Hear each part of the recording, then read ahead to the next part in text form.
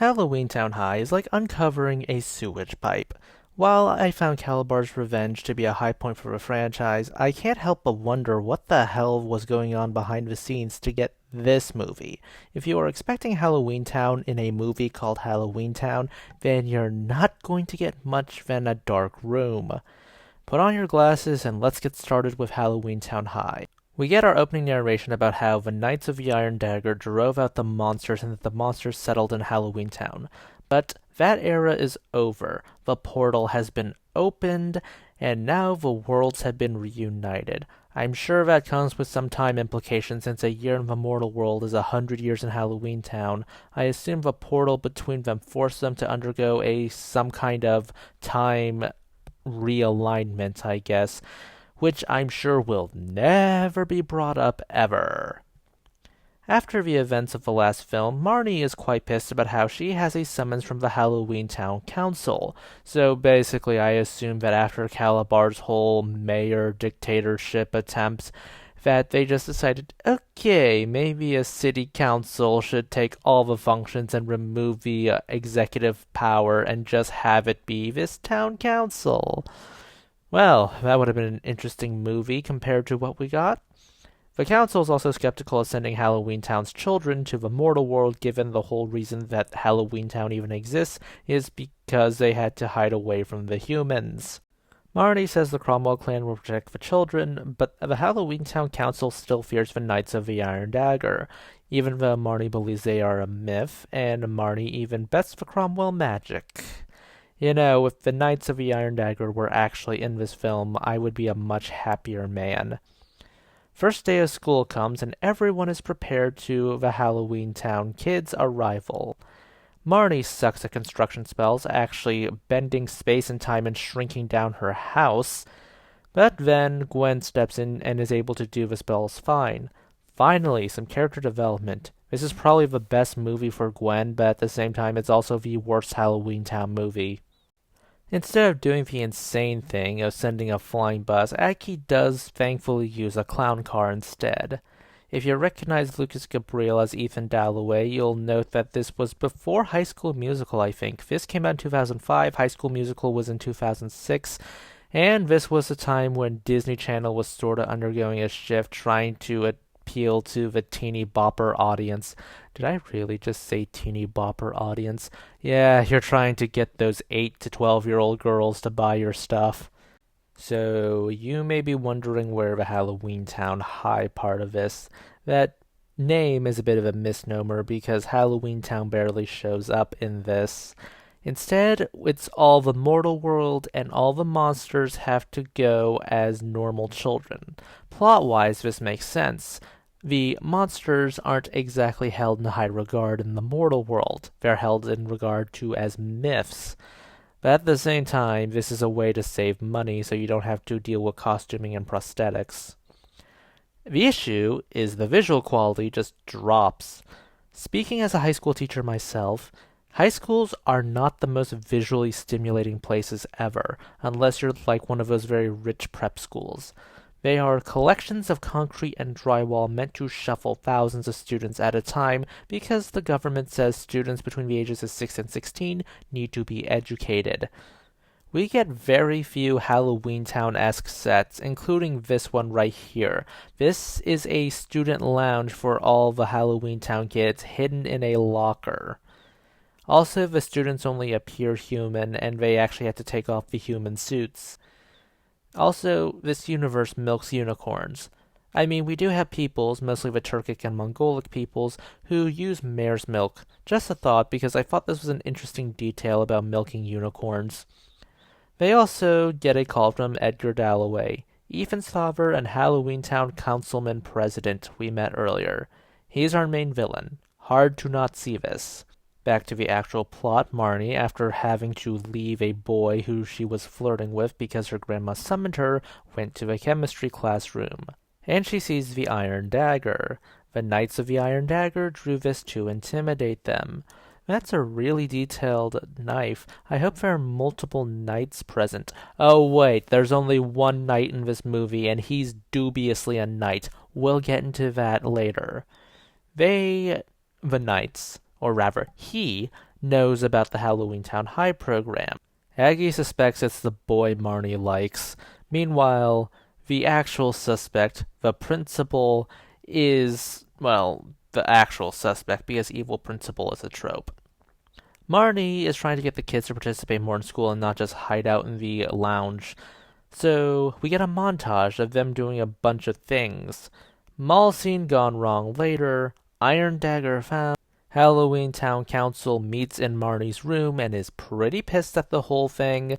And to make matters worse, Cassie, a witch, one of the students, ends up going missing courtesy of the Knights of the Iron Dagger. Except it wasn't the Knights of the Iron Dagger, it was Mr. Dalloway. Cassie is trapped in a witch's glass, something that, magic users tend to use. Ethan's witch's glass in particular. So Ethan's father, and Principal Flanagan are all part of this conspiracy to get the Cromwell magic and seal off the world. So, Principal Flanagan is the last descendant of the Knights of the Iron Dagger, something that he learned from Edgar Dalloway. So, he completely drank the Monsters Are Freaks juice, but he learned about his whole lineage from what he would call a freak. Brilliant. Wish he got more character development because this is really just it. My favorite line from this guy is at least points out the hypocrisy of this, a separate world for freaks. I'm all for it. And notice how he puts an emphasis on the word separate. The next morning, Aggie's bag attacks Mr. Flanagan as he screams to the point it echoes throughout the school. And this is probably the most realistic part. Everyone just sort of stops for a moment, and then I assume they just went on their merry way like nothing happened. Real accurate of what happens in actual high schools when things go weird. So Aggie takes the whole, the men you're trying to emulate, Phil, were horrifically evil human beings that should have died out years ago in the past. But here you are, emulating them.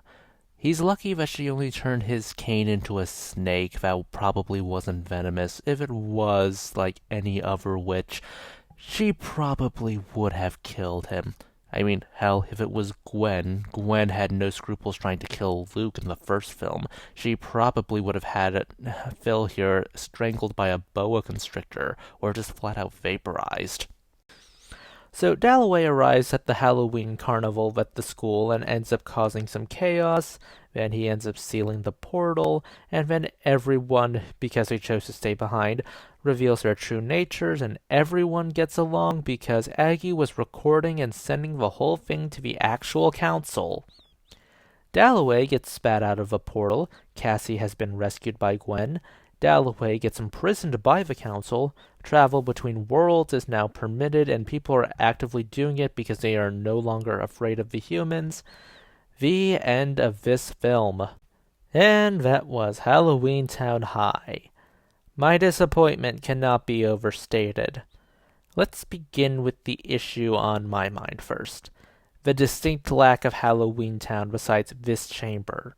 The fact that this is some high school, probably because those are rather cheap to book compared to building actual sets, is actually part of the reason why I don't hold this film in high regard. The monsters have to disguise themselves like real children, mainly because the makeup would blow up the budget. It feels like this was on a shoestring budget compared to both Calabar's Revenge and the original. I have a strange feeling that the original idea for this film was that Marnie would be trying her hand in an exchange program between the mortal and monster worlds, something that they are going to try to do again in the next movie, Return to Halloweentown, albeit with a bit more success. But then the Disney execs looked at the budget and said, nope, and therefore we had to get the product we got. And what we see right here, the student lounge, is actually a recycle or at least a repurposing of sets they had at least already built or at least made concept art for.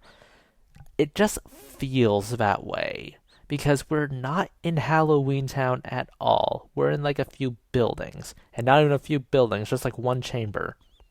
In terms of the threat of the Knights of the Iron Dagger, I would have been more okay if none of them were present at all, that Flanagan didn't have this great lineage, that Dalloway just simply told him, because obviously Dalloway is just using the principal to do his dirty work and keep the world separate. But I would have preferred not to have any of this type of conspiracy between Dalloway and the principal. No magical creatures meant no knights at all. They probably just fizzled out and probably wanted to stop waiting around for things to actually happen. At that point, they probably died out and moved on to be conspiratorial against a different minority. I would have preferred if the mall incident led to monsters being revealed to be real, and thus the Knights of the Iron Dagger either reformed or formed for the first time. You could even do the Dalloway angle. Dalloway could just simply go there and just provide the merch. I mean, it's not like there's unprecedented history where you just fund the horrific lynching organization, or in this case, terrorist organization, and provide them insignias and supplies. Boom, hate group. That honestly probably makes too much sense nowadays. It honestly makes the ending a bit more effective if the Knights of the Iron Dagger formed or reformed during the course of the film because of the mall incident. You know why I say that? Because how the ending actually plays out is that Dalloway just causes a ton of chaos, and it's easy to sustain chaos when you have a mob and there's a bunch of random incidents happening at the same time, but it's not the whole deep-seated bigotry against the monsters as we're led to believe the Knights had. This way, you could have the bigotry simmer more for a bit, rather than just leave it at the ending. In terms of characters, I still love Marnie and Grandma Aggie. In terms of Dylan, I still feels like he's a stock complainer character. Yes, I know he gets into a relationship with Natalie, who's a troll, which he has to learn about how, okay, beauty standards are different between species, which they just end up being friends, but like the rest of this movie, it's barely a blip on my radar. You know what exactly was on my radar? Sophie, or the lack thereof. During the hunt for Cassie, it seems weird to omit Sophie from the table given that she also is into the whole magic bit. I know the actress retired after this movie, but still, it's so jarring to have her here and basically be a glorified cameo, especially after you see her play a larger role in the last movie. Come to think of it, Dylan's role may be larger in the last movie compared to here. Actually, his role in the last movie was smaller, but it felt more substantial than being relegated to a side plot. This film is overall a massive downgrade from the first two. Visually, it's absolutely uninteresting. The original tried to show off that this is a world where people lived and worked and succeeded in doing that. The second movie was far more limited in terms of location, but it helped because it aided the tone of the movie, which was an attempt to box the characters in. This movie, however, just feels plain dull. It's dull with the high school scenes, it's dull even with the broom scenes. Seriously, how does the second one have better broom scenes than this one? It's dull because the importance of several characters stand to the side or relegated to side plots. It's dull because the villain is uninteresting, coming off the heels of Cal and Calabar. Hell, I think Calabar's a better version of Dalloway. At least Calabar was intimidating. Dalloway is sorta just there. I could go on, but I think you got the point. If those are just my thoughts, please consider liking, subscribing, tipping the channel on Ko-fi. This is Cyril signing off.